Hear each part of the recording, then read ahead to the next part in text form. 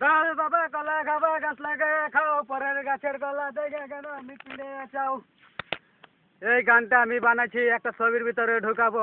ছবিটা 90% কাজ শেষ, কিন্তু ছবিটার কাহিনীটা খুঁজে পাচ্ছি না। একজন রাইটারদের খবর দিলাম এখানে আসার জন্য, আচারটার কোনো কাণ্ডজ্ঞান কিচ্ছু নেই, এখনো আসতেছে না। তার উপর যে মেজাজটা তো খারাপ হচ্ছে আমার। আচ্ছা ভাই দেখেন তো এই ঠিকানাটা কই? এই ঠিকানাটা তো ভাই আমারই দেখা যায়, ঠিকানাটা তো আমারই, আমি।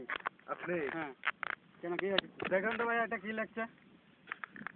আরে ভাই আমি তো রাইটার, তারপর? লিখতে পারি বলতে পারি কিন্তু পড়তে পারি না। ও আচ্ছা আমি তো রাইটার। আচ্ছা আচ্ছা। কি কাহিনী দরকার আপনার? আমার একটা সিনেমার কাহিনী দরকার, জটিল একটা সিনেমা, প্রেমের কাহিনী ছবি। শুনান তো একটা কাহিনী। কাহিনী শুনবেন? এই মুহূর্তে একটা কাহিনী বানাই ফেলাইছি আমি। হ্যাঁ বলেন, শুনবো। রোমান্টিক প্রেমের কাহিনী। হ্যাঁ তারপর?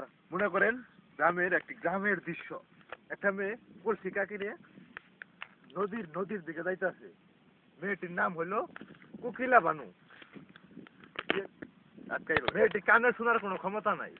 এত সুন্দর নাম একটি মেয়ের, কানে কোনো শোনার মতো ক্ষমতা নাই, সেটা কাহিনী এটা। আরে মেয়ের বাপ মায়ের রাখছে, আপনার কোনো সমস্যা? হ্যাঁ তারপরে বলেন। হ্যাঁ শুনেন, মনে করেন একটি ছেলে নাম তার সোনা মিয়া, যার কোনো শোনার কোনো ক্ষমতা নাই। শোনার ক্ষমতা নাই? হ্যাঁ শোনার কোনো ক্ষমতা নাই। কোকিলা বানু কলসি কাকে নিয়ে নদীর পাড়ে যায় গান গাইতে শুরু করলো। এই একটু আগে কইলেন আপনি কোকিলা বানু কথা কইতে পারে না, না বাসন কইতে গান গাইতেছে। মাঝে মধ্যে গান গায়ে ফেলায়, বুঝেন নাই? ও ওর ফিলিংস আসলে মাঝে মধ্যে গান গায়ে ফেলায়। আচ্ছা। তে ওই গ্রামের গানটা শুনা গ্রামের সোনা মিয়া দৌড়াইয়া ছুটে আসলো। সুনামিয়া একটু আগে বলেন সুনামিয়া কানে শুনে না, আর এখন বলছেন সুনামিয়া গান শুনে দৌড়া ছুটে আসছে। এত আজব মানুষ আপনি। নায়িকা যখন গান গায় তখন নায়িকা শুনে এমনি শুনে ফেলায়। তারপরে কেন?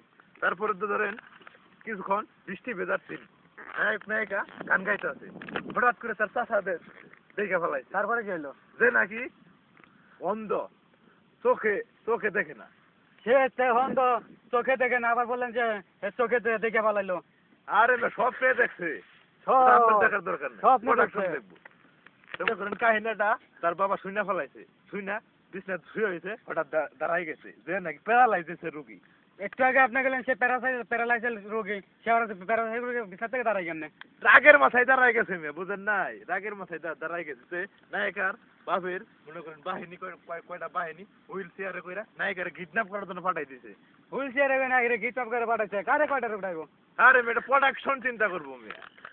নায়িকারে নিয়ে গেছে, কারণ নায়িকা তো প্রতিশোধ নিবই। হ্যাঁ তা তো নিবই। আর মনে করেন গ্যারেজে গেছে, তার 200 সিসির একটা ঘোড়া নিয়ে ছুটলো, ছুটে সামনে পাইছে, দেখে যে নায়িকারে ভিলেনের জস্তাজস্তি করতেছে। তো নায়ক রাগের মাথায় মানি ব্যাগ থেকে তোরাল ব্যাগ গ্যাসাং করতে লাগলো।